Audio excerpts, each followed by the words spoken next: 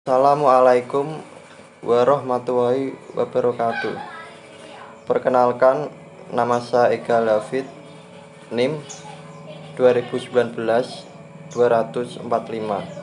kelas A, semester 3. Pada kesempatan kali ini, saya akan membahas tentang materi hukum perusahaan, yaitu kelebihan PT dibanding badan usaha lain.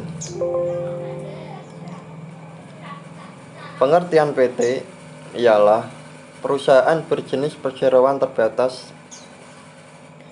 harus didirikan oleh minimal 2 orang atau lebih, telah memiliki akta asli dari notaris dalam bahasa Indonesia yang telah disahkan oleh Kementerian Hukum dan HAM. Para pemegang saham masing-masing harus menyiapkan fotokopi kartu tanda penduduk atau KTP. Setelah ini kita akan lanjut ke slide kedua. Hal lain yang menjadi alasan para pelaku bisnis memilih PT didasarkan pada alasan bahwa tanggung jawab pemegang saham yang terbatas. Hal ini ditegaskan dalam ketentuan Pasal 3 Ayat 1 Undang-Undang PT yang mengatur bahwa para pemegang saham tidak bertanggung jawab secara pribadi atas tindakan PT dan perikatan yang dilakukan PT apabila melebihi saham yang dimiliki oleh masing-masing pemegang saham. Berbeda dengan badan usaha yang tidak berbadan hukum, di mana pemenuhan tanggung jawab para pendiri tidak dibatasi berdasarkan besar kekayaan yang ditanamkan di dalam badan usaha, tetapi juga mencakup hingga kekayaan pribadi sendiri. Oleh sebab itu, potensi untuk dimintakan tanggung jawab pada badan usaha non-hukum menjadi jauh lebih besar. PT adalah organisasi usaha yang lebih modern dibandingkan dengan badan usaha yang lainnya. Modern yang dimaksud adalah kejelasan dalam hal pembagian tugas dan wewenang di antara organ-organ PT, yaitu direksi, komisaris, dan para pemegang saham. Undang-Undang Perseroan Terbatas telah mengatur ketentuan tentang tugas dan wewenang direksi dan komisaris. Di dalam pasal 92 sampai 121 dan mengatur ketentuan tentang tugas dan wewenang RUPS atau yang lebih dikenal dengan Rapat Umum Pemegang Saham melalui pasal 75 sampai 191. Dengan jumlah pasal yang demikian, maka dapat diterjemahkan bahwa masing-masing organ memiliki kapasitas dan kewajiban masing-masing dalam menjalankan kegiatan usaha perseroan, yang mana dituangkan lebih rinci melalui anggaran dasar perseroan. Kita langsung menuju slide selanjutnya. Keunggulan PT. Keunggulan PT yang pertama ialah sistem kepemilikan yang lebih jelas. Maksudnya ialah sistem kepemilikan PT disusun berdasarkan kepemilikan saham. Yang kedua, akses bisnis yang luas. Yang dimaksud ialah kebanyakan proyek dan tender dari pemerintah maupun swasta hanya menerima partisipasi dari perusahaan yang berbentuk PT. Yang ketiga, aktivitas bisnis yang lebih beragam. Yang dimaksud lebih beragam ialah jika Anda ingin membangun bisnis di bidang khusus seperti bank, rumah sakit, maka disarankan untuk memilih badan usaha PT. Yang keempat, bentuk usaha dengan badan hukum. Bentuk usaha PT ini disahkan oleh Kemenkumham atau Kementerian Hukum dan HAM.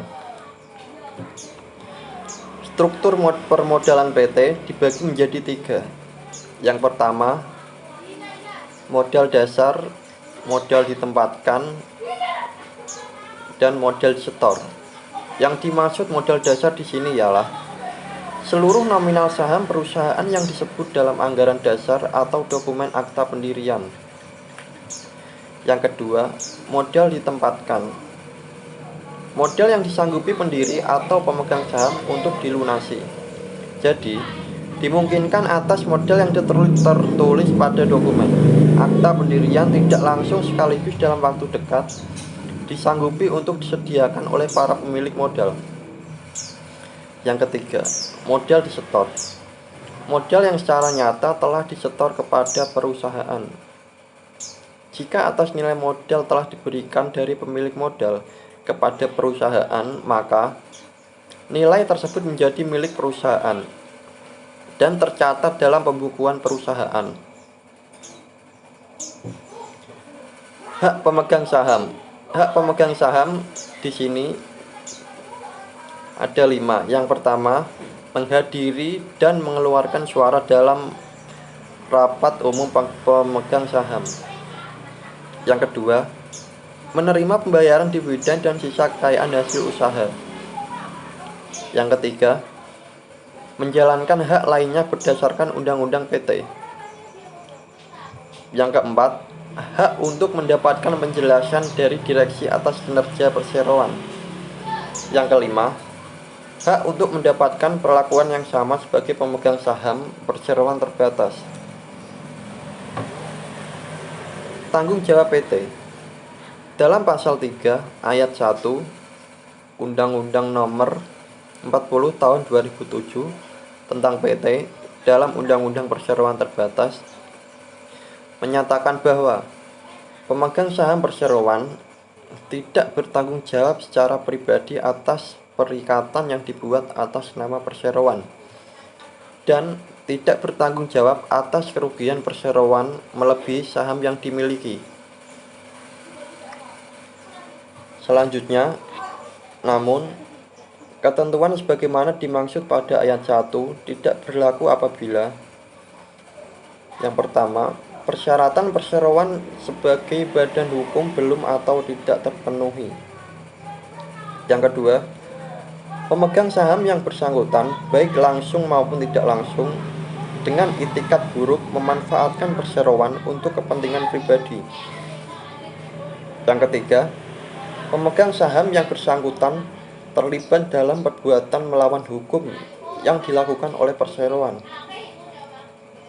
Yang keempat, pemegang saham yang bersangkutan baik langsung maupun tidak langsung secara melawan hukum menggunakan kekayaan perseroan yang mengakibatkan kekayaan pada perseroan menjadi tidak cukup untuk melunasi hutang-hutang perseroan.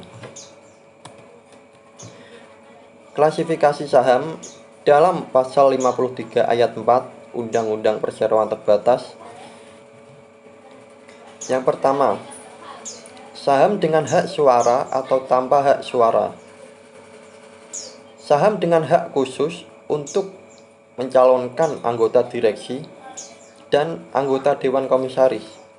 Yang ketiga, saham yang setelah jangka waktu tertentu ditarik kembali atau ditukar dengan klasifikasi saham lain. Yang keempat, saham yang memberikan hak kepada pemegangnya untuk menerima dividen lebih dahulu dari pemegang saham klasifikasi lain atas pembagian dividen secara kumulatif atau non-kumulatif. Yang kelima, saham yang memberikan hak kepada pemegangnya untuk menerima lebih dahulu dari pemegang saham klasifikasi atas sisa kekayaan perseroan dalam likuidasi. Demikian presentasi dari saya. Wassalamualaikum warahmatullahi wabarakatuh.